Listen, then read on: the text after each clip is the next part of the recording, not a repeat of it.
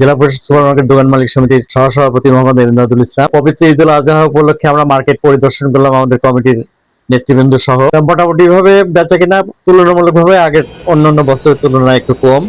একটার দিক দিয়ে স্বস্তিদায়ক যে আমাদের সুপারমার্কেট যারা ব্যবসায়ী আছে মোটামুটি শান্তিপ্রিয় ভাবে ব্যবসা বাণিজ্য করতেছে। এখানকার পরিবেশ পরিস্থিতি অনেক ভালো আছে, সবাই সন্তুষ্ট আর কি। ঈদুল আজহা উপলক্ষে সবাইকে ঈদের শুভেচ্ছা। ঈদুল আজহার শুভেচ্ছা, ঈদ মোবারক। আমি মোহাম্মদ রশিদুজ্জামান বুলবুল, সাধারণ সম্পাদক, জেলা পরিষদ সুপারমার্কেট দোকান মালিক সমিতি রংপুর। প্রতিটা ব্যবসায়ীর কাছে গিয়েছি, জিজ্ঞাসা করেছি ব্যবসা কেমন। কেউ বলছে ভালো, কেউ খারাপ। এই ভালো খারাপের মধ্যেই ঈদুল আজহা ইনশাল্লাহ ব্যবসায়ীদের যাবে। কোনো চাঁদাবাজি সন্ত্রাসী না, চাঁদাবাজি সন্ত্রাসী হয়নি। তবে সুন্দর পরিবেশে ইনশাল্লাহ এবার আমরা ব্যবসা বাণিজ্য করতে সক্ষম হয়েছি। আমরা আজকে পুলিশ কমিশনার মহোদয়ের কাছে গিয়েছিলাম।